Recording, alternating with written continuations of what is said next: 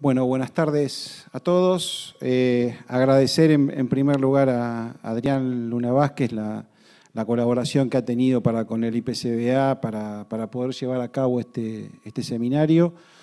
Agradecer a los disertantes que han dado excelentes presentaciones y por supuesto a ustedes por participar y tratar de sacarle provecho a esta actividad de capacitación del IPCBA. Agradecer también al INTA, me olvidaba, por toda la colaboración que da siempre al Instituto en todo lo que son jornadas de campo y los seminarios, ¿sí? En el interior del país. A mí me va a tocar hablar del mercado interno y al final voy a plantear algunas de las cuestiones que ya empezó o adelantó Jorge Torelli, ¿sí? Que es casi nuestro carnicero en el IPCBA, chef e influencer, ¿sí? Es un poco la figura que está adquiriendo Jorge cada vez más allá de su rol directivo. Yo les decía, bueno, voy a hablar del mercado interno. A ver con qué pasamos esta. Ahí. Voy a hablar un poco de la evolución de los indicadores ganaderos. En primer lugar, algo que todos ya sabemos, Argentina este año tiene más volumen de faena con respecto al año pasado. Los primeros 10 meses de este año hay aproximadamente entre un 7 y un 8% más de faena, ¿sí? Con respecto al año 2017. Y ahora después lo vamos a ver también en producción, ¿no es cierto? Pero tenemos más faena. Dentro de esa faena se ha incrementado mucho más la faena de hembras, ¿sí? Sobre todo faena de vacas. El valor promedio de estos 10 meses, de estos primeros 10 meses del año, habla de un 46% de hembras a faena. Estamos en una fase, yo diría, neutral. No se puede hablar todavía con este indicador de una fase de retención o de liquidación, ¿sí? En términos de producción también tenemos un 9% más de producción, comparando lo que son estos primeros 10 meses respecto a los primeros 10 meses del año pasado. Esos 9% más de producción, cuando uno analiza qué significan en términos de toneladas, estamos hablando de unas 208.000 toneladas. Si ven la primera columna abajo, esa mayor producción se expresa en unas 208.000 toneladas más en estos primeros 10 meses. ¿A dónde han ido a parar esas 208.000 toneladas? Bueno, ahí está la segunda columna indica el valor de carne exportada. La mayoría de esas 208.000 toneladas han ido a parar a la exportación, pero también hay un volumen que ha ido al mercado interno. Y si se fijan las últimas dos columnas, lo que marca un poco es cómo ha ido cambiando a partir de este crecimiento de las exportaciones de carne vacuna, cómo han ido cambiando la importancia de los dos mercados, ¿no? Interno y externo. Hasta el año pasado hablábamos de que 9 de cada 10 kilos que producía Argentina se destinaban al consumo interno, a nuestro mercado interno. Hoy en día tenemos esos valores ya casi un 17% destinado al mercado internacional y un 83% destinado al mercado interno. ¿Sí? Eso es un poco la evolución o la tendencia. Como decía Jorge Torelli, el mercado interno sigue siendo nuestro principal motor del negocio en Argentina. Cuando hablamos del peso de faena, en algunos momentos se ha hecho hincapié en la importancia de mejorar productividad, de agregar kilos. Seguimos teniendo, a pesar de que ha habido un leve incremento del peso de faena,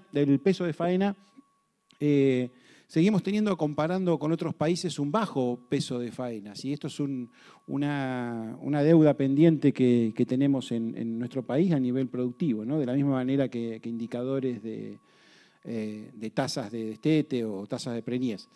De todas maneras, y más allá de lo que han sido los últimos años, ¿sí? En donde veníamos con un porcentaje de faena, digamos, liviana, cuando uno analiza este gráfico dice, bueno, durante los últimos años, en el año 2005 partíamos de una faena de animales livianos que representaba aproximadamente un 32%, ¿sí? En la columna de la izquierda, lo que son terneros, terneras y novillitos.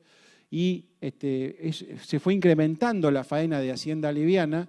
Por suerte, los últimos 2 años, estoy seguro que tiene que ver el tema de la reactivación de la exportación, esa tendencia se aplacó un poco y en los últimos 2 años hemos tenido aproximadamente un 50% cuando uno analiza la faena de animales livianos, ¿no? Ya les digo, de terneros, terneras y novillitos. Un poco de precios. Esto es la tendencia nominal de los precios de la hacienda en Argentina en los últimos tiempos. Uno resalta de toda esta tendencia, por ahí muy ligado a lo que fue el movimiento más brusco del dólar, el salto o la recuperación de la hacienda de un 16% en el mes de septiembre y una recaída en el mes de octubre de un 4%. ¿Sí? De todas maneras, cuando analizamos un poco la evolución de los precios, descontando el efecto inflacionario, yo siempre recurro a esta estadística que muestra el portal Valor Carne, porque le quita el efecto inflacionario digamos, de la tendencia. Lo que se ve, ahí se puede ver en lo que les mostraba recién en términos nominales, la línea amarilla es lo que representa el promedio móvil de las últimas 52 semanas, del último año, del valor real, y entonces uno ve, bueno, en realidad la recuperación del precio de la hacienda en los últimos tiempos lo que provocó fue un acercamiento a este promedio móvil de valor real. Igual el valor de la hacienda hoy está aproximadamente un 4% por debajo del valor real de lo que valía la hacienda hace un año, ¿sí? Pero la recuperación de las últimas semanas permitió por lo menos que la evolución del precio de la hacienda se acercara un poco más al ritmo inflacionario. ¿Qué es lo que puede venir a futuro, en los próximos meses o el año que viene? Vale recordar que estamos transitando la época del año con mayor disponibilidad de faena estacional. ¿Sí? Ese gráfico lo que muestra es una estacionalidad de la faena desde el mes de agosto a diciembre, que son las barras rojas, y bueno, incluyendo también en el mes de enero, es justamente el periodo en donde hay mayor faena de hacienda liviana en el mercado argentino, y eso obviamente hace que, si uno lo analice desde el punto de vista de la oferta de faena o de animales para faena, uno dice, bueno, estamos entrando justamente en el periodo donde hay mayor disponibilidad. O sea, eso no sería un factor como para que los precios vayan hacia el alza, ¿no es cierto? La otra cuestión que hay que tener en cuenta es, y hablando o relacionándolo con la hacienda liviana, es la dinámica de los feedlots, ¿sí? En el caso de la información de la Cámara Argentina de Feedlots, el último dato que tienen, que es el del mes de octubre, hablan de un porcentaje de ocupación de los feedlots de 63%. En realidad, si analizamos ese dato o lo de los meses anteriores, este año hubo un porcentaje de ocupación de feedlots importante, muy superior, o les diría superior en unos 4 puntos, 3-4 puntos a lo que han sido el porcentaje de ocupación promedio de los últimos 3 años, ¿no? Del 2014 al 2017. O sea, además de que estamos en una época del año en donde estacionalmente hay mayor oferta de hacienda liviana, estamos en una época del año en donde los feedlots sacan o vuelcan al mercado también buena proporción de hacienda liviana, y este año en particular tenemos un porcentaje de ocupación bastante importante si lo comparamos con los años anteriores. O sea que desde ese punto de vista uno dice, bueno, también acá no hay mucho motivo para pensar en un salto o en una recuperación del gordo que no se termina de expresar de manera contundente. Y este gráfico estaba bastante relacionado con los que les mencionaba recién, pero por ahí se los muestro pensando en algún rebote de los precios ya para febrero, marzo o abril. En estos meses, todos los años, se da una recuperación del precio de la hacienda y tiene que ver con que la participación de hacienda liviana en el total de faena justamente es menor en estos meses que les digo, ¿sí? En febrero, marzo, abril, fíjense, es cuando cae la proporción de hacienda liviana en el total de faena. Por eso uno dice, normalmente si sucede lo que sucede todos los años, es de esperar que en algún momento el precio rebote y puede estar ligado a esta cuestión de falta de hacienda liviana, que es la que marca el pulso de los consumidores argentinos, ¿sí? Después vamos a ver algunos datos interesantes de estudios de mercado del IPCBA. Es un poco a nivel de resumen, una síntesis muy, muy sencilla de indicadores ganaderos. Yo quiero contarles ahora qué está pasando con los precios, ¿sí? y cómo se están moviendo las cotizaciones. En primer lugar, no puedo dejar de lado referirme a la inflación, ¿sí? Porque el último dato, ¿sí? del mes de... el último dato que reveló el INDEC, si ustedes se fijan la importancia del nivel inflacionario, no sé si lo alcanzan a ver, pero aún así, dentro del problema que tenemos con la inflación, la región del NEA es la que ha manifestado el menor índice en el último mes. Por ahí es una noticia un tanto auspiciosa para el caso del NEA como consumidores, ¿no es cierto? Pero la realidad es que está pesada la situación como para plantear qué es lo que puede llegar a pasar con el poder adquisitivo de la gente, ¿no? ¿Qué viene pasando con los precios de la carne vacuna y qué viene pasando con los precios de las carnes alternativas o sustitutas? Estos son datos del IPCBA. El IPCBA lleva un relevamiento de precios, un estudio de mercado en Capital Federal y Gran Buenos Aires desde el año 2006 a la fecha. Es una base de datos muy, muy contundente. Hace poco empezamos también a medir los datos de precios minoristas en la ciudad de Córdoba y en la ciudad de Rosario. Lo que vemos, yo les mostraba recién el índice de inflación del último mes, ¿sí? Alrededor de 5%. La carne el último mes aumentó, la carne vacuna aumentó un 1,2%. ¿Sí? Si se fijan arriba, la curva de arriba, pasó de 181 pesos promedio a 183 pesos promedio. O sea, el último mes la carne vacuna aumentó por debajo de lo que tiró el INDEC como dato inflacionario, ¿sí? Esto, reitero, esto es Capital y GBA. Un salto importante del cerdo el último mes, 5,3%, el pechito de cerdo, que es un corte que tenemos, y una estabilización del precio del pollo el último mes. Ahora, si analizamos el último año, ¿sí? El dato anual, de octubre de 2018 a octubre de 2017, la carne vacuna aumentó 39,6%, ¿sí? El pollo un 57%, la curva de abajo, y el cerdo, pochito de cerdo, un 40,6%. A ver, hablando de carne vacuna, uno dice, fue por debajo del nivel inflacionario, ¿sí? A pesar de la inflación y del problema que tenemos con la inflación, la carne vacuna fue por debajo del nivel inflacionario. Cuando uno analiza los datos generales de consumo de Argentina de bienes y servicios, yo suelo usar mucho los datos de CAME, que es una de las cámaras empresarias representativas a nivel país, que muestra un poco el termómetro del consumo. Uno lo que ve, si se fijan las barras en rojo, venimos en caída libre, con muchos problemas digamos, progresivamente con menos consumo, menos ventas minoristas, es lo que expresa esto, menos ventas minoristas de bienes y servicios. Fíjense, la barra amarilla, allá en la punta, el acumulado de caída de consumo para estos primeros 10 meses, en general de la sociedad, es de casi un 5%. ¿Sí? ¿Qué pasa con carne vacuna? Carne vacuna tenemos un salto, un incremento leve al fin, en el mismo periodo de tiempo, y que tiene su correlato con lo que le mostraba al principio.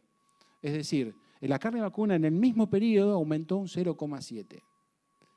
Ventas globales se caen, se desploman, hay una caída acumulada de un 5%, ventas de carne vacuna están, digámosle, estabilizadas, ¿sí? Con ese nivel de consumo, casi 57 kilos por habitante por año. Esto es una buena noticia, ¿sí? Y tiene su correlato en lo que le mostraba al principio, más oferta, más faena y más oferta de carne. Ahora, ¿qué es lo que puede pasar en lo que viene? Y esto por ahí es lo que yo quiero también, así como rescato la buena de que hasta acá el consumo se la bancó, hablando en criollo. Bueno, ¿qué es lo que puede pasar a futuro si algunas cuestiones del entorno no cambian? Estos son datos de un panel online que hace el IPCBA. El instituto va renovando permanentemente sus estudios de mercado. Ahora iniciamos un nuevo, renovamos un panel online con 1.200 muestras en todo el país. Le preguntamos a la gente cuál es su opinión, qué es lo que define el incremento del precio de la carne vacuna. Y la mayoría de la gente dice, bueno, le echa la culpa o le asigna la importancia de la inflación en el precio de la carne. Dice, el causante de que la carne aumente es la misma inflación, ¿sí? Y después vienen otras respuestas, el incremento de costos de comercialización minoristas o la mayor exportación. Fíjese que la gente ahora no está, a pesar de que tenemos un nivel de exportación importante, la opinión pública no está relacionando eso con los movimientos de carne vacuna. Sí la relaciona con el contexto inflacionario en el que nos toca vivir, ¿sí? Esto es un dato interesante a resaltar. ¿Qué es lo que puede pasar? No tenemos la bola de cristal, creo que nadie la tiene, y menos en este país. Uno acude siempre a lo que piensa la mayoría, ¿sí?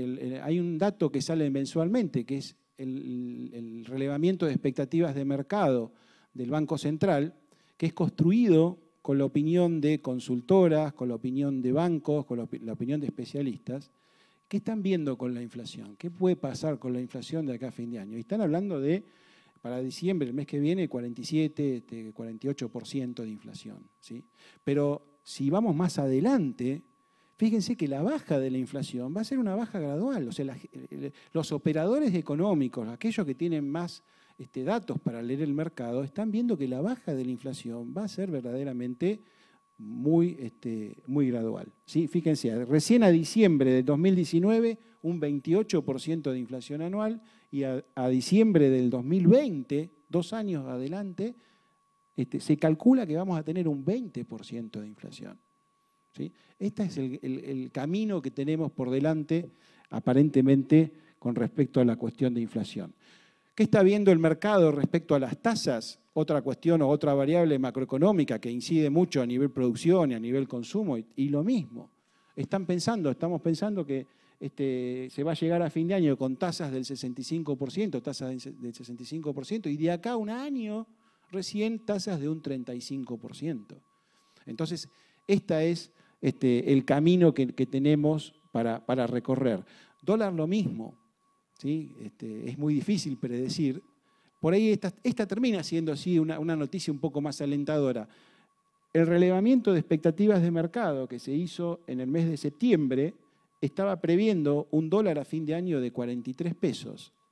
Y después que se terminó de cerrar el último acuerdo con el fondo y que el Banco Central empieza a manejarse de otra manera para tratar de controlar el tipo de cambio, se está esperando, que eso fue, digamos, el relevamiento de expectativas del mes de octubre, se está esperando un dólar a fin de año de 40 pesos y un dólar a fin del 2019 que va a rondar alrededor de 50 pesos, ¿sí?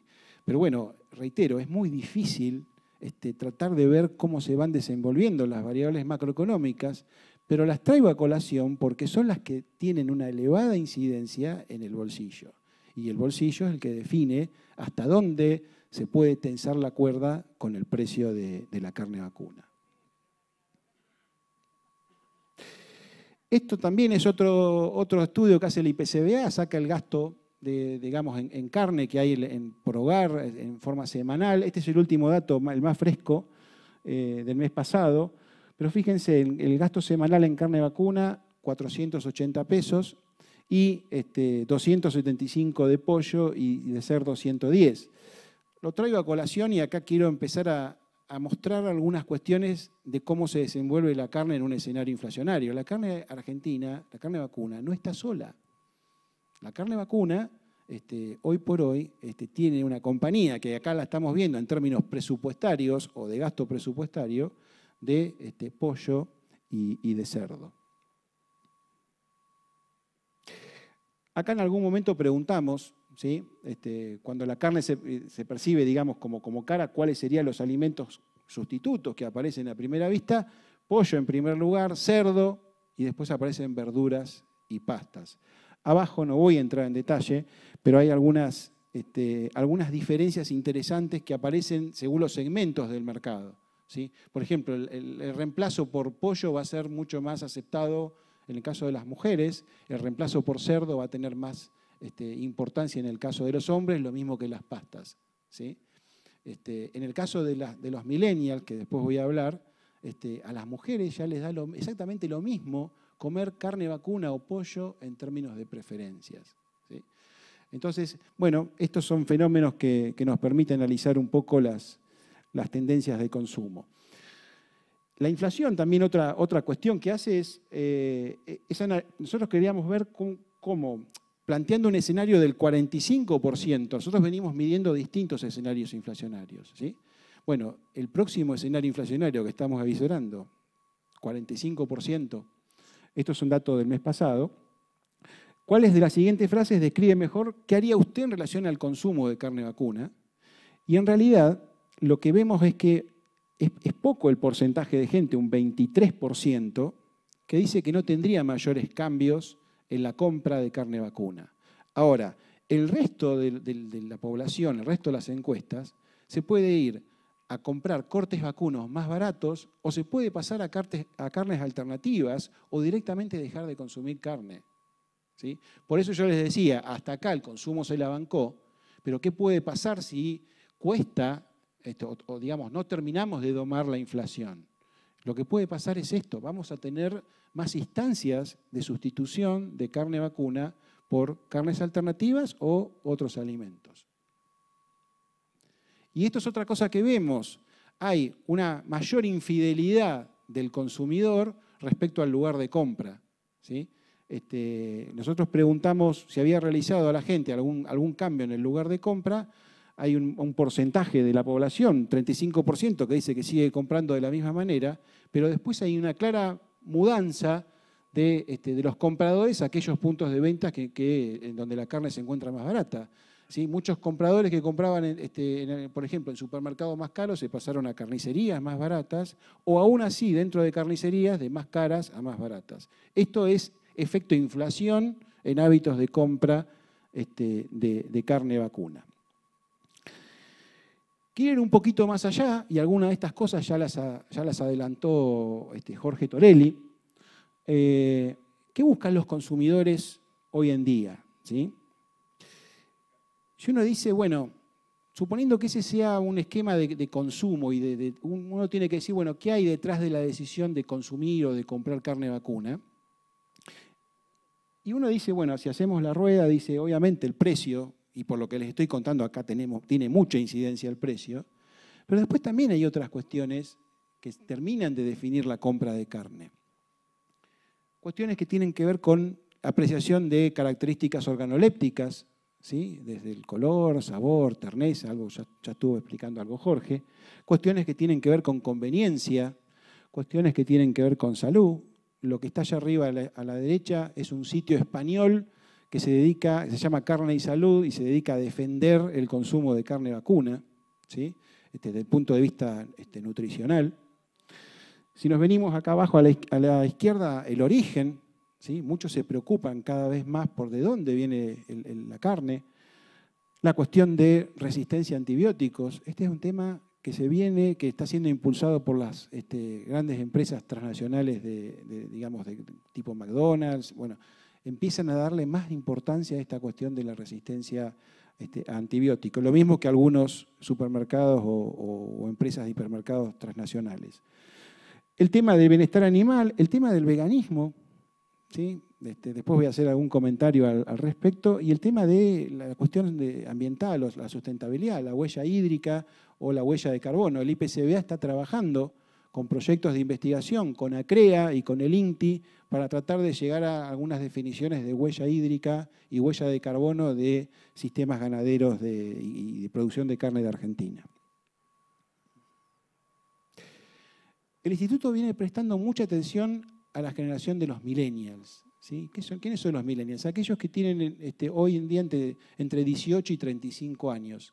Y en realidad nos interesan porque, como dijo Jorge, van a ser la fuerza laboral del futuro y van a dar forma al principal mercado comprador de carne. Y nos interesan, ¿por qué? Porque tienen estilos de vida distintos, tienen intereses distintos, tienen valores distintos a las generaciones anteriores. Entonces hay que ver cómo es esto del consumo de los millennials. Acá hay algunos datos de algunas encuestas que hicimos este año en la Rural de Palermo, y en realidad lo que estamos viendo es que, a ver, algunas características. En principio, tienen menos frecuencia de compra los millennials de carne vacuna que las generaciones anteriores, ¿sí? Resumiendo este gráfico, lo que muestra es eso. Van con menos frecuencia a comprar carne vacuna. Algunas particularidades. Parecería que así ha pasado esa onda de comprar carne en supermercados e hipermercados. Los millennials, a diferencia de generaciones anteriores, independientemente de que van menos a los puntos de venta, ¿sí? No tienen tanta frecuencia, van más a carnicerías y menos a supermercados, ¿sí? Es un dato que habrá que seguirlo de cerca, pero es una realidad de las encuestas. Cuando uno pregunta en Argentina si hay cuál es el nivel de satisfacción con distintos atributos de la carne, ¿sí? Algunos atributos que tienen que ver con practicidad, con versatilidad para cocinar carne, hoy hablaba Jorge de los métodos de cocción, cuestiones que tienen que ver con características organolépticas y el precio. Si se fijan en el gráfico, las tres primeras renglones de este gráfico o barras, hay una elevada satisfacción de los argentinos cuando piensan en la carne como un alimento que les permite hacer cocinas de manera práctica, ¿sí? Que hay recetas, que hay practicidad, que hay versatilidad. Todas las características organolépticas, en general no hay problemas de calidad en Argentina, ¿sí? Uno podría decir, siguiendo los resultados de esa encuesta, 7 de cada 10 personas en Argentina están satisfechos o muy satisfechos con color, terneza, sabor, todo lo que es organoléptico, no hay problema. Sí, el último, ¿sí? Problemas de precios, donde quienes dicen estar satisfechos o muy satisfechos, bueno, un 48%. Ahí hay que, evidentemente, que trabajar y ahí es donde está el problema. Ahora, si uno analiza a los millennials, uno dice, es una generación que gasta cada vez menos tiempo en la cocina, ¿sí? Esta encuesta dice que el 65% de la gente está empleando entre media hora y una hora para cocinar, ¿sí? Cuando nuestras abuelas, por lo menos de mínima, media mañana se gastaban en cocinar, sin planificar. Otra cosa es no planifican. Los millennials no planifican qué van a cocinar. O sea, dice, bueno, y uno se da cuenta que faltan una hora para comer y dice, ¿qué comemos? ¿Qué hacemos? Esto es muy distinto al comportamiento, a los compradores y consumidores de carne de otras generaciones. Esta cuestión de valorar la conveniencia o la practicidad sí lo lleva a que tengan más hábito de frisado de la carne, ¿sí? O sea, cuando uno dice, bueno, tiene el hábito de frisado, los millennials, como se ve en el gráfico, tienen más intención y hábito de frizar la carne. Y para la carne vacuna es una buena noticia, ¿sí? Es una oportunidad, porque cuando uno dice, bueno, ¿cuáles son los alimentos que más se tienen en el freezer? La carne vacuna y el pollo son de los que más se encuentran actualmente en los freezers de los argentinos. Y después vienen, sí, hamburguesas, cerdo, patitas de pollo. Pero la buena noticia es que estamos todavía bien posicionados a nivel de freezer como para disputar espacios competitivos en el caso de nuestro país. Algunas otras cuestiones vinculadas a los millennials. Nosotros le preguntamos a la gente qué tipo de carne cree que consume, ¿sí? En relación a las categorías de Hacienda. En promedio un 16%, la barra allá de la derecha, dice que no sabe, no tiene ni idea. Y de los que dicen saber, no necesariamente tengan certeza de que coincide con lo que se da en la realidad. O sea, muchos dicen, bueno, sí, yo como carne de ternera. Cuando uno analiza los datos de los perfiles de faena de Argentina, ve que no hay coincidencia exacta con lo que se expresa. Abajo está desagregado por edades, por nivel socioeconómico, por zonas. Y el dato más digamos, importante, a ver si no sé con cuál seleccionamos el ¿cómo se llama? El bendito cursor de Torelli.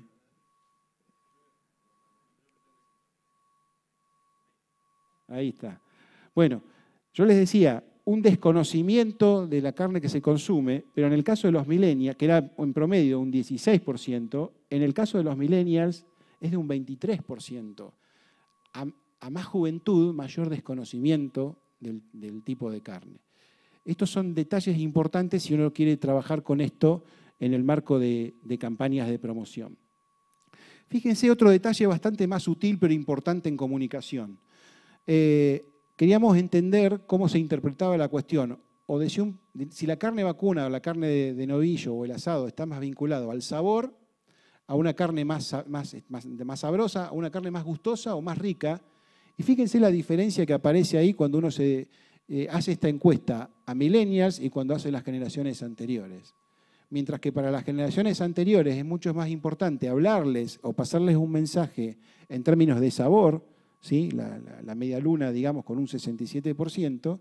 En el caso de los millennials, por ahí es más importante dirigirnos a los millennials hablándoles en términos de que la carne es más rica o hablarle del gusto. Son detalles de comunicación sutiles, pero que pueden hacer fracasar o darle éxito a una campaña de marketing. La otra cuestión es llegarles a los millennials a través de los medios que consumen, ¿sí? Jorge les mostraba esa transparencia de que todo hoy pasa por un celular. Jorge Torelli les mostraba, todo está resumido, la vida parecería estar cada vez más en esa extensión que tenemos todos, que es el maldito aparatito que llevamos siempre puesto, y en realidad es a través de ahí donde hay que llegarle a los millennials, ¿sí? Acá yo puse 2 ejemplos de Estados Unidos, del desarrollo de apps, por ejemplo, para favorecer compras más inteligentes, en el caso del Instituto Norteamericano de la Carne, o campañas de videos destinadas específicamente a millennials. Fíjense, una campaña de videos lanzada en YouTube se puede llegar, en el caso también del Beef Check-Off de Estados Unidos, a 1 millón de millennials, ¿sí? Con lo cual hay que, si uno piensa en los vectores de comunicación, hay que trabajar estas cuestiones. En el mercado interno lo estamos haciendo, estamos trabajando mucho con redes sociales y estamos trabajando mucho para promocionar la carne de novillo. Esto es otro ejemplo del IPCBA en el caso de China, de llegarle a los consumidores chinos a través de estos medios, ¿sí? Por un lado educando e informando de cómo son nuestros sistemas de producción, pero utilizando desde influencers hasta a gente que puede formar opinión a través de las redes sociales y a través de los medios digitales. Yo le quiero mostrar así a modo de ejemplo, está en inglés, dura 1 minuto 20 segundos creo, pero es el último video que desarrolló el Beef Check-Off de Estados Unidos. El Beef Check-Off es una organización que se dedica a la promoción de carne vacuna en Estados Unidos, en su mercado interno y en el exterior. Y en realidad se los traigo porque ahora le quiero mostrar algo relacionado con cómo se ve este video, cómo lo interpretan los consumidores, ¿sí? Preste la atención a las imágenes porque en realidad voy a hacer un comentario de eso. No le presten mucha atención, obviamente el que sabe inglés lo va a poder aprovechar más, pero vamos a ver si podemos pasar el video, ¿sí? Old MacDonald had a farm. Well, technically, I guess. Old MacDonald has farms and ranches. And on that ranch, she has a cow. Well, 247 cows, but who's counting? Well, that guy is. And on that ranch, he gathers real-time data about his cattle with one of these. Yeah, can't really beat the view. And on that ranch, he helps preserve our native grasslands and wildlife with integrity, perseverance, and an app. Ranch tools sure have changed. And over here, they provide care for the animal with a balanced diet and just the right mix of carbohydrates, proteins, and minerals. Pretty sure that means yum. And of course, with humane handling here, safety testing there, and quality control everywhere along the way. Yeah, these are the people and the places that keep Old MacDonald running like new, where commitment and innovation help make sure beef will always be what's for dinner, and maybe breakfast, lunch, and the occasional snack. Meet today's farmers and ranchers who bring beef from pasture to plate at beefitswhatsfordinner.com. Una de los que me interesaba resaltarle era un poco lo que estaba planteado, a ver si podemos volver a que vean la presentación. Si hay algo que cautiva a los más jóvenes es la tecnología, ¿sí? Y si ustedes prestan atención y por ahí en algún momento lo ven con más detalle, este video a lo largo de todas las imágenes tiene productores ganaderos con drones, productores con tablets, con celular, comunicándose por celular, transmitiendo Big Data. Bueno, eso por un lado, ¿sí? Por un lado mezclan eso con lo que significa demostrar o dar señales claras de dónde viene ese bife, ¿sí? Cuál es el origen, y toda la preocupación que hay en los controles de calidad desde los sistemas de alimentación del ganado, pasando por frigorífico y llegando al consumidor, y terminan, ¿sí? con el consumidor. En definitiva, toda esta cadena tiene sentido si termina en el consumidor.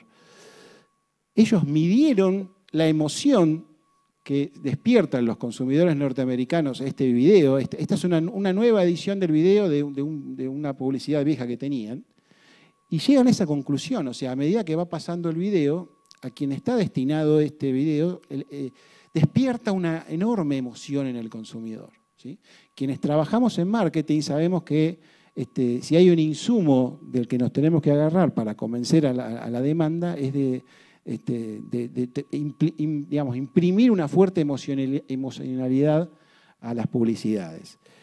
Y quiero mostrarles, acá en Argentina, también ahí mismo, en Palermo, por ejemplo, hicimos algunas preguntas a la gente que compare carne vacuna con la marca Mamá Luchetti, ¿sí? Y le preguntamos, bueno, ¿por qué le parecía que eran lo más importante de estos productos, ¿no? Esta marca y la carne. Y si se fijan en la columna de la izquierda, la carne vacuna le saca unos cuantos cuerpos en cuanto a los valores que el producto transmite, los valores que hay detrás de la carne vacuna, de la misma manera que le saca una leve ventaja respecto a lo que es calidad. Ahora, cuando entramos a analizar, ¿es un producto con personalidad, sí o no? ¿O es un producto que me hace emocionar, sí o no? Y ahí la marca Mamá Luchetti, que es una de las marcas exitosas en los últimos tiempos en nuestro país, le gana claramente a la carne argentina. Entonces, a lo que voy es, tenemos un producto con un excelente potencial y lo importante es que estamos encaminados a empezar a trabajar más desde el punto de vista emocional la comunicación con el consumidor, ¿sí? Esto lo que nos permite ver es justamente el camino por donde tenemos que ir y qué es lo que tenemos para mejorar. Yendo un poquito a algunas tendencias más de largo plazo o no tan largo plazo, como lo mencionaba Jorge Torelli, el tema del veganismo o el tema de algunas asociaciones que están muy en contra de la matanza de animales. A nivel internacional, por ejemplo, lo que está planteado a la izquierda es una campaña que ha hecho PETA. PETA es una de las organizaciones internacionales más importantes en todo lo que es la protección de los derechos de los animales. Y bueno, y puso mucha plata en el subte, en el metro de Londres. Y esta es un poco no digo la alarma, pero es decir, tengamos en cuenta que cuando uno analiza y dice, bueno, hoy el vegetarianismo o el veganismo es importante, nos está haciendo algún ruido en algún lado, y yo les digo, hoy en Argentina no, pero sí tengamos en cuenta que en otros lugares del mundo esto está cobrando cada vez más importancia. Esas organizaciones reúnen mucho más fondos que todos los institutos de promoción del mundo juntos, ¿sí? Pequeño detalle. O sea, y tienen posibilidades de llegar al público y formar opinión. Y a la derecha hay también algo que hizo mención Jorge, es el tema de la hamburguesa artificial. Este año empezamos a trabajar en el instituto, a meter en el radar cuestiones que tienen que ver con carne sintética y hamburguesa artificial, ¿sí? El achicamiento de costos y la escalabilidad comercial de la hamburguesa artificial está más cerca de lo que nosotros pensamos. Entonces, empecemos a tomar en cuenta y después vendrán las batallas de marketing, las batallas normativas. y las disputas de espacios en el mercado, pero que las tenemos que tener presentes para saber cómo vamos a defender a la carne vacuna, me parece que es una actitud inteligente de parte del IPCBA. Y yo quiero ir cerrando con esto. ¿Sí? Esta es la última filmina. A esto en marketing se le conoce como el camino del deseo.